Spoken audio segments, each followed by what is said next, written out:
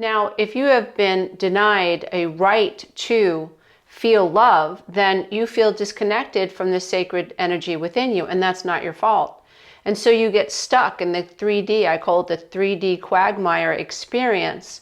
You get stuck on this quantum timeline. You get stuck in the reality of the wounded inner child. You get stuck full of all of these abandonment wounds. And your ego then has assumed that it's your fault that you have been experiencing abandonment. And then your inner critic gets involved, which is also below the veil of consciousness, and is trying to get you to people please, or to enable, or to figure out how to seek approval from another 3D faulty dualistic personality. But this all happens below the veil of consciousness. And that's the way a lot of wounded adult daughters settle for crumbs. And then what we do below the veil of consciousness, because our spirits are rumbling, we just don't know how to align the mental field so that our spirit can be set free. We don't know how to overcome and transcend and transmute the past. So we're stuck in this dimension of reality that really isn't reality at all, but we make it our reality. The true reality is that we are one with all that is. But we get stuck in the mental plane. We get stuck in the 3D. And we're interfacing with other people who are unaware, and they're stuck in the 3D. They're stuck on their mother and father's karmic wheel. And then this hologram continues. And so when you start to awaken, it can be a very topsy-turvy experience, because now you're questioning everything. All human beings are born asleep into a sleep state. That's why newborns sleep so much. And they remain in this sleep state until they transition into a more theta brainwave state. But the theta brainwave state is a hypnotic brainwave state. And so whatever you are conditioned to experience during that time becomes your hypnotic trance. So yes, your narcissistic mother, all of the abandonment, the patterns that you observed in your grandmother and your mother, for instance, or your mother in relationship to other people, that all becomes part of your download. And below the veil of consciousness, you never question it. So as you age and you start to date, you move into a different frequency, and you're unaware of the prior frequencies, and now you're acting out everything that you were taught to believe in. And until you awaken, you remain there. And this is the tragedy of being born to a narcissistic mother. If you're born to a healthy mom and you love yourself and you have high regard for yourself and you're not narcissistic, you have empathy for other people, you stay in your own lane, you mind your own business, you've been taught that people are allowed to not like you, they're allowed to feel whatever they feel about you, and you don't have to get hung up on it. You can just, keep paving your own path. So you're not destabilized by negative opinions. But when we are struggling to live above the veil of consciousness, we're going to have to take some time to recognize what's been happening, because it is a time of confusion. It's a time of questioning absolutely everything. And lots of times what we do is we start to isolate ourselves, because now we're not trusting what's going on in our mind. And if you can just develop the wherewithal to withstand those moments, in other words, like, know that you are on the precipice of creating a new reality for yourself. You are on the precipice of creating another path for you and your children. You are on another path towards creating abundance. So destiny isn't predetermined. Although if you have a narcissistic mom, you will fall into the karmic pattern that is the cause of the effect of the pattern. So it's your mom's karma as a result of her mother's karma, and vice versa, and so on, that affects your journey. And you will stay locked in the consequences of your mother's karma until you awaken.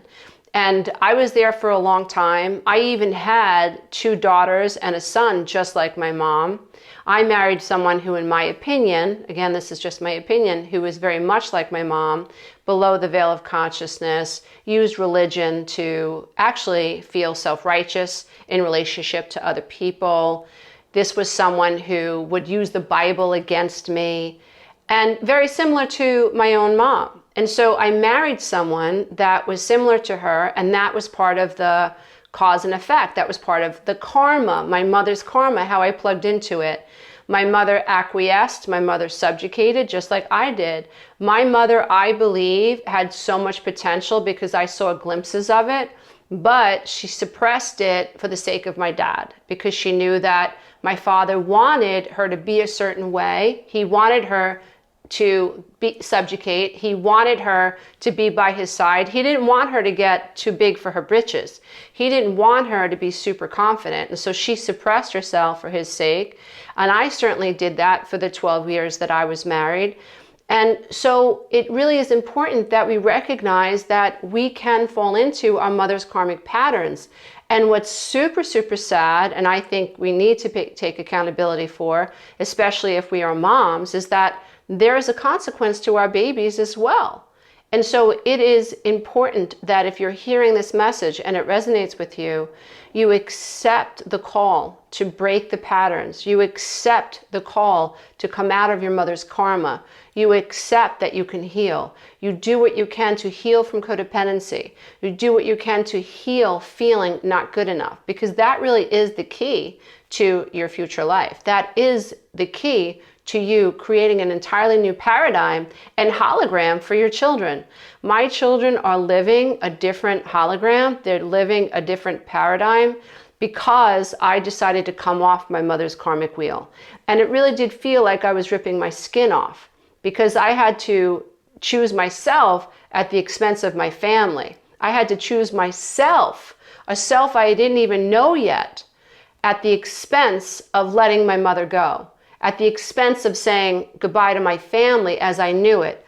I had to take a leap of faith and discover who I was and come out of the perceptions and the expectations my family had of me. My family thought I was a big mouth. Well, maybe they weren't far off, but my family had very negative opinions about me. And if you have this experience, you'll understand what I say when it can be difficult when you are around people who have this expectation of you to be your true self. It's like their energy is so heavy on you, and there's like, you just can't be carefree. You can't be honest. You can't be open.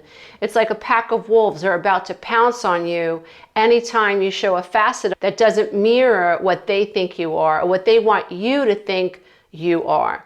And that is really one of the travesties of being raised in a narcissistic family with lack of boundaries, with toxicity, where no one is supporting anyone, that everybody minimizes their successes and no one really celebrates their successes and actually looks to bring someone down. I mean, it's sad and ridiculous to believe that toxic families like this exist, but they do. Healthy families celebrate everyone, and healthy families support everyone when someone is struggling. There is no suppression of success. There is no trying to kick someone when they're down. And unfortunately, that is the hallmark of a toxic family. And oftentimes it's the mother and the father who are toxic that are teaching the other children how to treat one another this way. So if you have a narcissistic mom and you grew up the abandoned adult daughter and you felt like your mother was jealous of you, or you felt like your mother wouldn't celebrate you, or you felt like your mother had to kibosh all of your successes, and you felt like your mom was someone who exploited your vulnerabilities, then it's not uncommon for you to also experience that with your siblings.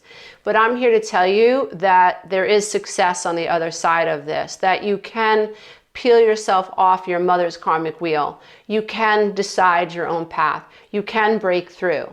And it is the most amazing experience to come to the other side, to heal yourself and to recognize yourself separate than who your mother caused you to feel when you were experiencing her karma as the inner child and then as the unconscious human being stuck in a 3D experience that you may not even have been aware that was a subconscious reality or a manifestation of subconscious beliefs. And when you stand on the precipice of awakening and you realize that you can think anything that you want, and when you realize that when you organize the mental field, you clear the channel for you to be able to experience your higher self, you are able to integrate with your soul self. So your shadow self is now in balance with the light within, and that's your job, that's your journey. For the rest of my life, I will always be balancing duality while I am in the human body. And that's okay, because I know that I can, and now I have the tools to be able to do it. And the past no longer controls me, and I'm absolutely excited about the future.